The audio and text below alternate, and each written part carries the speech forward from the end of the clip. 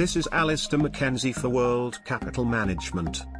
Today I am going to talk about strategies that might help you beat the stock market averages.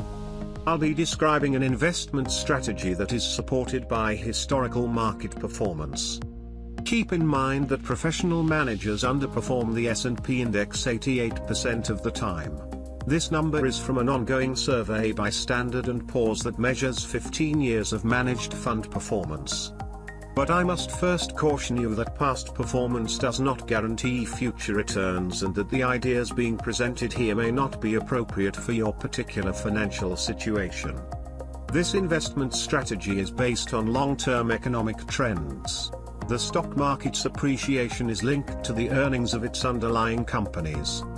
To successfully use this strategy, an investor needs to estimate which part of the economy is going to experience the fastest growth. By looking at the performance of economic sectors, we can begin to figure out longer-term economic trends. Morningstar, an investment research company, provides historical performance data on economic sectors.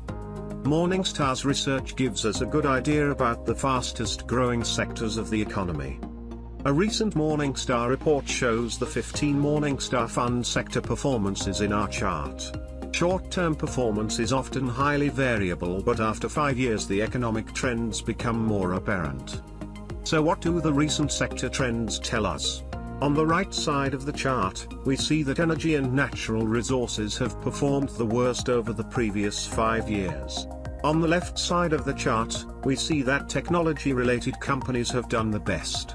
In between these two extremes we see the rest of the economy, which reflects average economic performance. Based on these long-term sector trends, should we expect the natural resources and oil-related industries to continue to underperform the market while technology companies perform better? Will companies like Apple, Amazon, Google, and Microsoft continue to dominate the stock market? The answer is that no one can know for certain. However, the history of the economy's growth is directly tied to new ideas. The names of tomorrow's leading companies may not be known by most investors. However, by buying a broad index of innovative companies, you increase your chances of owning companies that might become tomorrow's growth leaders.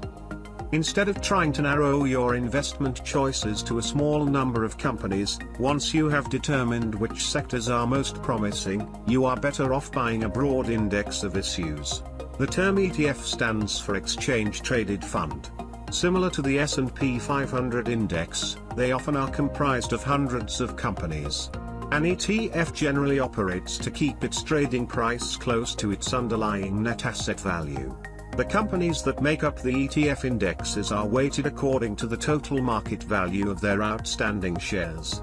The larger the capital size of the company, the greater its influence on the ETF's performance. Most ETFs focus on specific stock market sectors. Robert Shiller, a Yale University professor, was awarded a Nobel Prize in Economics in 2013 for his theories about the stock market.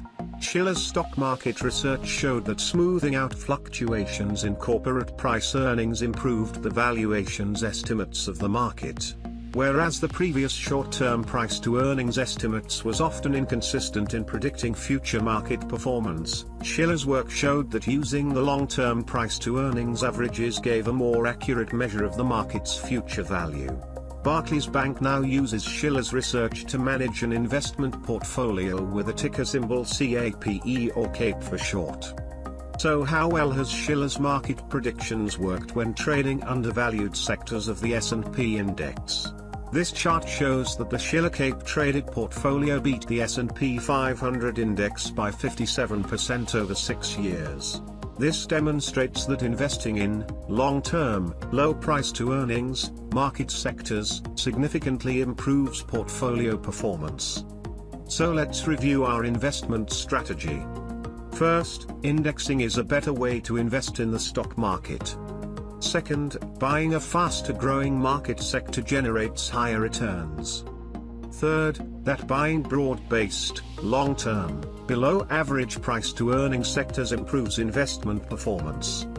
Fourth, this strategy can also be applied to the international country composites when their long-term price-to-earnings indexes is adjusted. Finally, this strategy is highly liquid and can be used by even the largest institutional investors. Keep in mind that long-term trends may change and that markets are subject to anomalies. However, the results discussed in this video are supported by decades of market performance.